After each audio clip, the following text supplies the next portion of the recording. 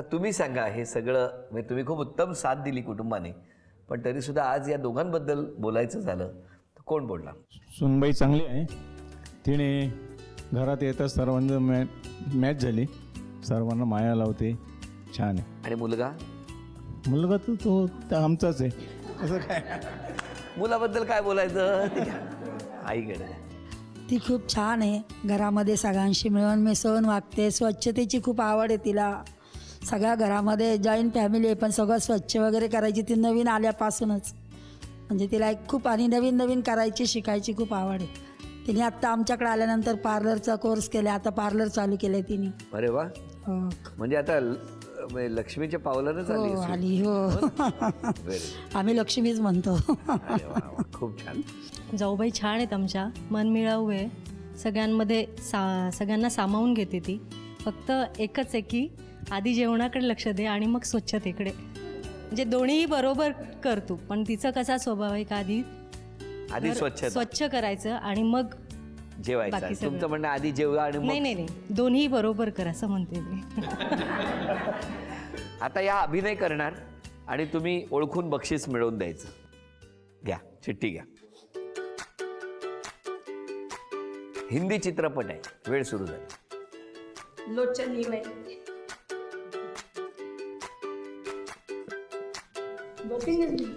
हा, Singh is king. अभिनंदन. घ्या हे बक्षीस तुम्हाला. दुसरी चिठ्ठी मराठी गाणं आहे.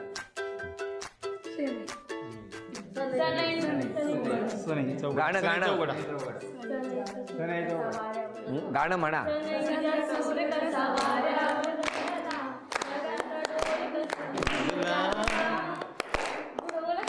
बरं चांगला ताशा वाजवला. झी मराठीकडून ही भेटवस्तू. अभिनंदन. तिसरी चिठ्ठी म्हण ओळखा.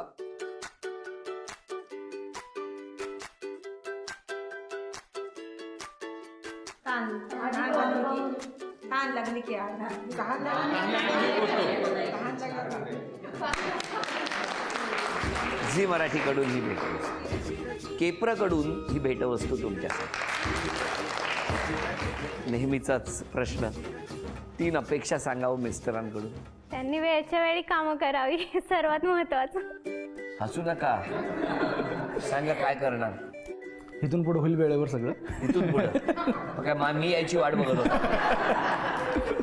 दुसरी म्हणजे प्रत्येक वेळेस मित्रांबरोबर जातो, घरच्यांसाठी सुद्धा त्यांनी वेळ द्यावा थोडासा.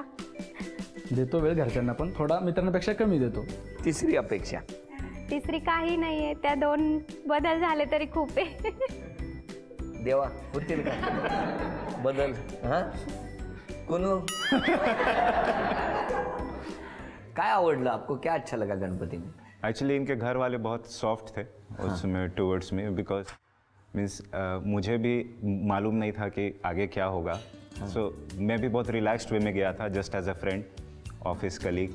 तो उस समय मालूम नहीं था, but yes they were very soft towards me, और सब लोग अच्छे से बात कर काय रहे काय थे. दिलं तुम्हाला? मोदक बिदक दिलं होतं? हाँ, पूरा फुल फ्लेज खाना खाया था. अच्छा, खाना खाके आए थे. हाँ. और उस वक्त ही तय करके आए?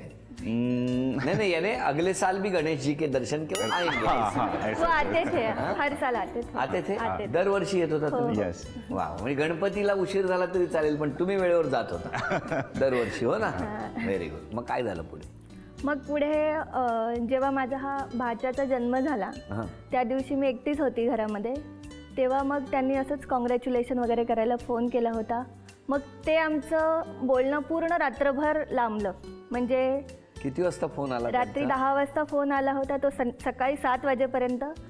आणि त्याच्यानंतर आम्ही ऑफिसला रेडी होऊन तसेच गेलो. म्हणजे रात्रभर आम्ही झोपलो नव्हतो, फक्त एक चर्चा सुरू होती रात्रभर. काय ऑडिट बिडिट करत होता का सीए म्हणून? काय ऑडिट नव्हतं करत, पण जो माझ्या मनामध्ये सॉफ्ट कॉर्नर त्यांच्याविषयी जनरेट झाला होता, तो मी तेव्हा त्यांना प्रेझेंट केला की माझ्या मनामध्ये अशी एक आहे चुलबुल की मला तुमच्याविषयी काहीतरी वाटतंय, तर मला ते सांगायला चांगलं वाटेल. पण मग ह्यांनी म्हटलं की तू जिथे आहेस तिथे स्टॉप हो, कारण आपण ह्या गोष्टी महाराष्ट्र आणि बिहार एकत्र येणं फार कठीण आहे. बरोबर. तर मग त्यांनी मला म्हटलं की फ्रेंडशिप असू दे, कारण पुढे जरी माझ्या मनामध्ये सॉफ्ट कॉर्नर जनरेट झाला तरी ही गोष्ट इम्पॉसिबल आहे. असं रात्री सांगितलं तुम्ही, हाँ मग ते सांगेपर्यंत सकाळचे 7 वाजले. हाँ मग पुढे त्याच्यानंतर मग आमची फ्रेंडशिप कंटिन्यू होती. पण एक म्हणजे मन मानायला रेडी नव्हतं, की मी म्हणत होते की नाही मी ट्राय करेन, म्हणजे जर का सॉफ्ट कॉर्नर आहे तर त्याच्या मनामध्ये माझ्याविषयी सॉफ्ट कॉर्नर कसा येईल ते मी ट्राय करेन पुढे.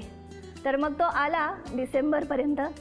डिसेंबरमध्ये ह्याची एक्झाम वगैरे झाल्यानंतर तो एकदा मला भेटला होता.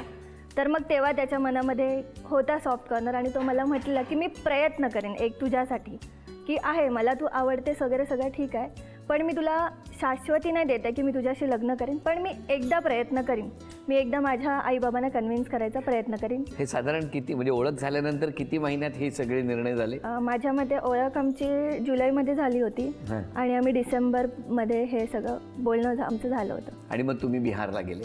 आप बिहार चले गए. टाइम पार हुआ थोड़ा और, तो एक्चुअली इनके घर वाले प्रेशराइज कर रहे थे शादी के लिए. हां, हाँ मतलब लग्नाची बोलणी सुरू. लग्नाची बोलणी आमच्या घरामध्ये चालू होती, स्थळं येत होती. तर मग मम्मी पप्पा विचारायचे मला की आपण काय करूयात. तर मग मी ह्याच्याशी डिस्कस करायचे की बाबा काहीतरी डिसिजन दे तू. आणि हां. कारण ठीक आहे तूही प्रॅक्टिकल आहेस मीही प्रॅक्टिकल आहे, पण कुठेतरी आपली जर्नी आपल्याला इथे एकतर आपण सोबत सुरू करायची, अदरवाईज आपण वेगळी स्टार्ट करायची.